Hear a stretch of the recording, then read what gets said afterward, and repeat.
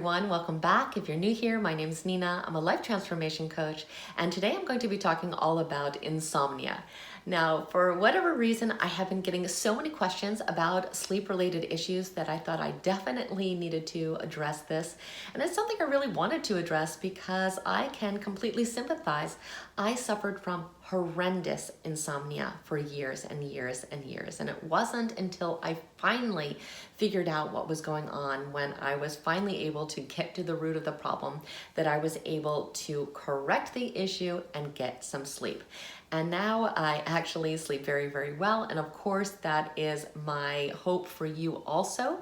So I will be sharing my own story in hopes that it is something that you can find helpful as well. Now, before I do so, I want to give a huge disclaimer because insomnia is something that could be caused by so many different reasons and issues. So it could be something that is actually medical in nature. It could be something that a physician really needs to take care of. It could be something that has to do with our sleep hygiene. So we could be maybe not exercising enough or not eating well, or maybe we have too much stress in our life.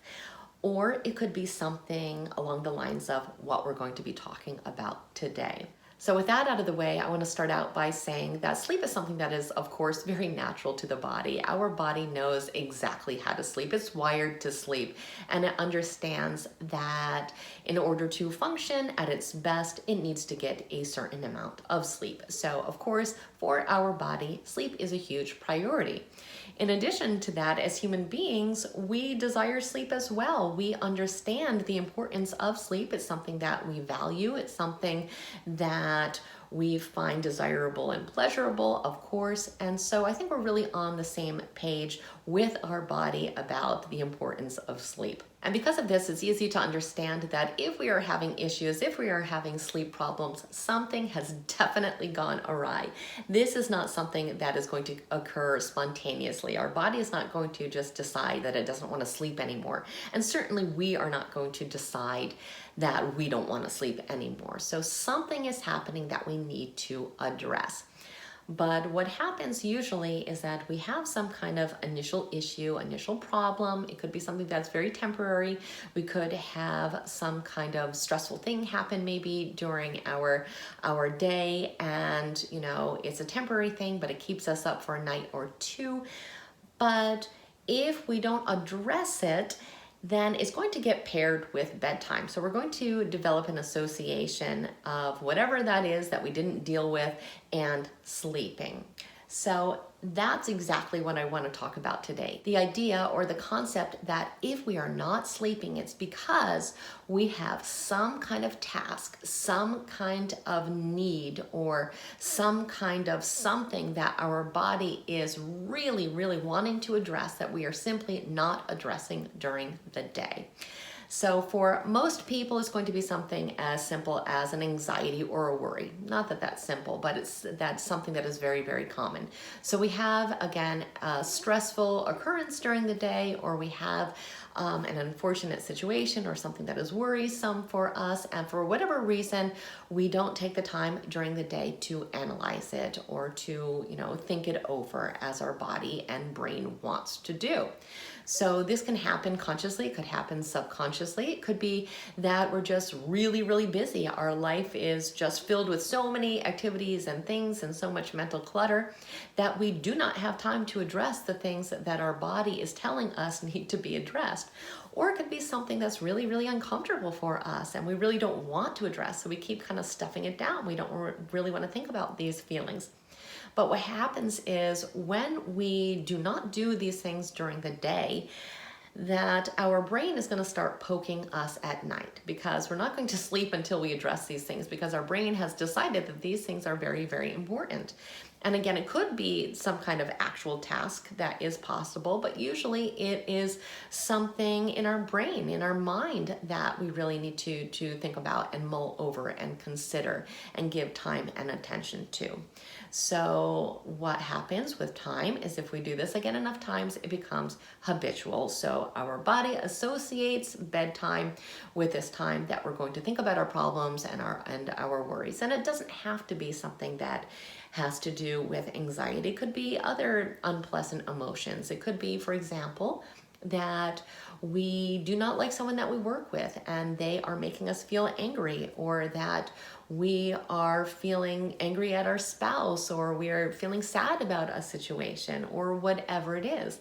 But it's something that maybe does not feel pleasant to think about, or maybe it's something that we really don't want to admit to ourselves. So we don't think about it. We just kind of push it to the side. We think we are just being noble by going through our day and continuing on with our life. But the fact of the matter is that problems always need to be addressed. We never, have a problem disappear because we don't think about them. So that's why our brain is going to just keep poking us and telling us, hey, we've got a situation here that we really want to think about. We really want to discuss this and to mull it over. And when we don't provide ourselves with those opportunities, again, that's just going to happen at night.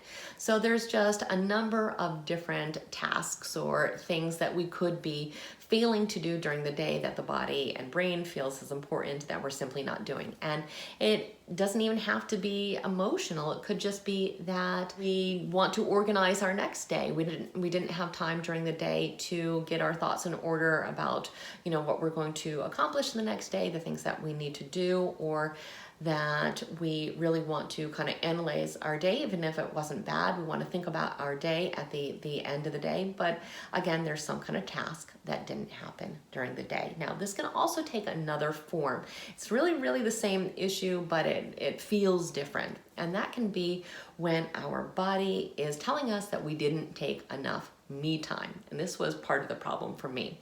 So what I mean by that is when we do not take time to do things that we find pleasurable or enjoyable during the day, and if we're just simply stuffing our life with things that are tasks, let's say, our body at some point is going to resist, is going to want to do things that are fun, is going to want to take a break.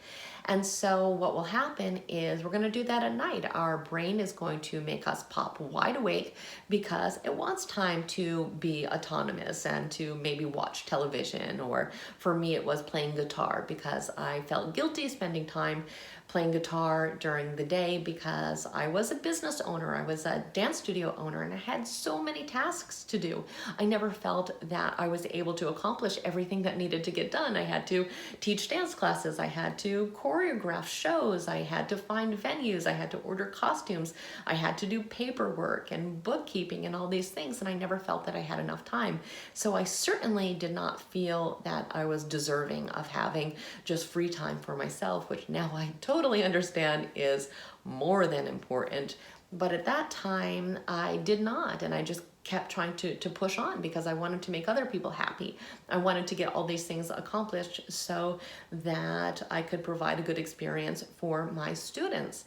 So again, my brain would just pop up at night after a long day, and I didn't have enough time really to get a good night's sleep to begin with, and my body would be wide awake. And the reason really was because subconsciously, I wanted to do stuff for myself. Again, I wanted to play guitar. I wanted to read books. I wanted to watch television, just like, everybody else does. So that was the only time for me. And believe it or not, this is something that I find is actually really common. If we are not taking this time for ourselves during the day, we become night owls, even when that's not really our natural, rhythm.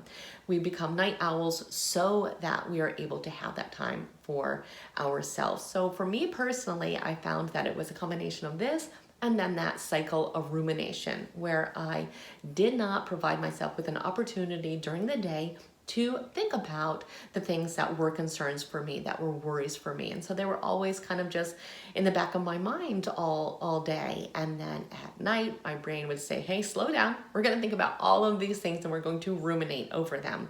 And then eventually I had that association.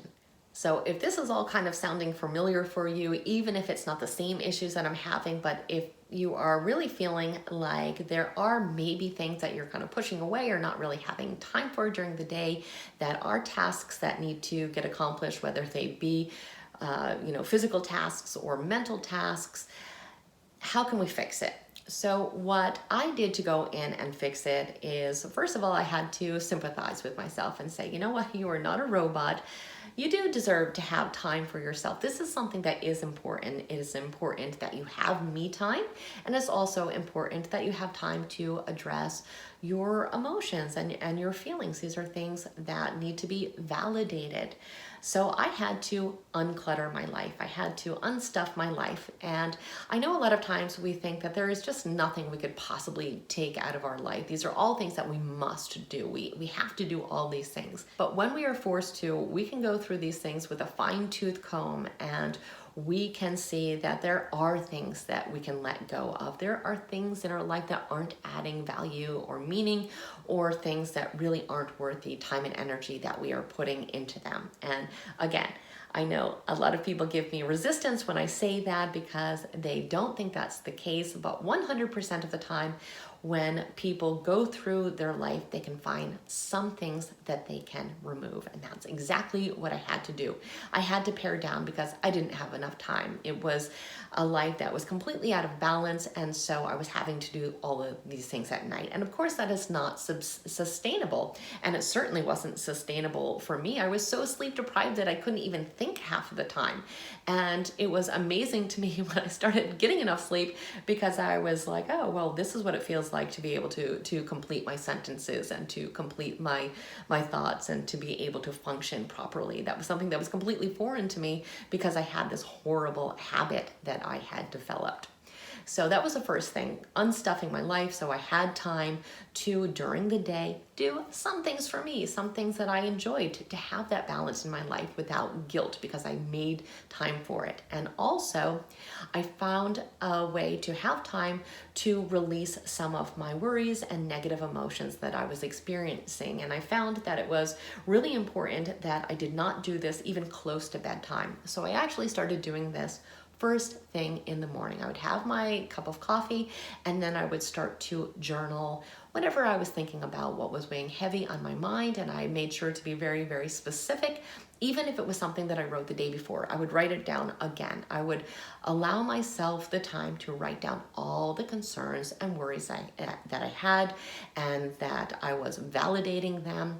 And oftentimes when I saw them on the page, first of all, I realized that these are things that I can handle, or maybe things that aren't really as big of a deal as I am making them out to be. But it was just therapeutic to get them out. And a lot of times that's all that needs to happen. They need to be addressed, or they're going to be like squirrels running around in your head. And that's what it was like for me. It was just at night. It was just all these thoughts running around that I couldn't control. But once I started to write these thoughts down in the morning, by the time I got to bedtime, I had addressed these concerns. I had addressed these thoughts. I had given time and consideration to how I could start to solve some of the problems and issues in my life. But then I still had to go and really replace that negative habit of being up half the night with a new positive habit. And no, that didn't happen overnight. That took probably between a week to 2 weeks to really become a new habit for me. But I had to really take away the association that nighttime is the time that I'm going to pop awake and worry about my problems, or, get to have an opportunity to have me time. So because I already had that me time, all these things were addressed.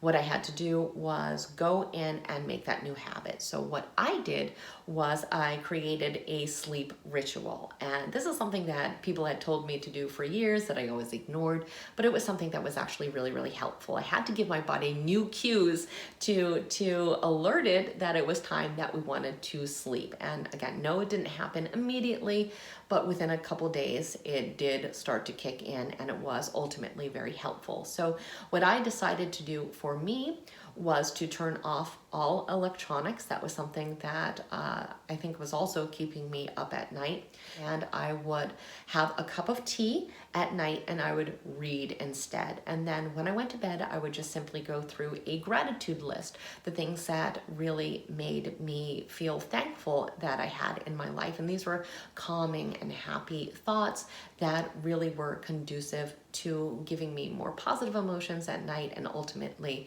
helped me feel better and to be able to go to sleep. So that was the ritual. The ritual was turning off the electronics, having a cup of tea, reading a book, and then once I turned off the lights, going through that gratitude list. And this is something that I still do, again, to this day, because it's effective, it works, my body understands these cues. I have a new association that has nothing to do with, allowing myself to go over my worries and ruminate at night. So if this is something that really seems to resonate with you, if this is something that sounds familiar to you, please know that you can also correct this problem. But we have to start by first figuring out what the issue actually is. So if the issue is that you have unmet needs, things that you need to accomplish during the day that your body is needing to accomplish during the night, you need to be very specific about what those needs actually are so you can start to address them. So that's the first step. And that second step is developing a new sleep ritual at night to retrain your body that nighttime, bedtime really is time for sleeping.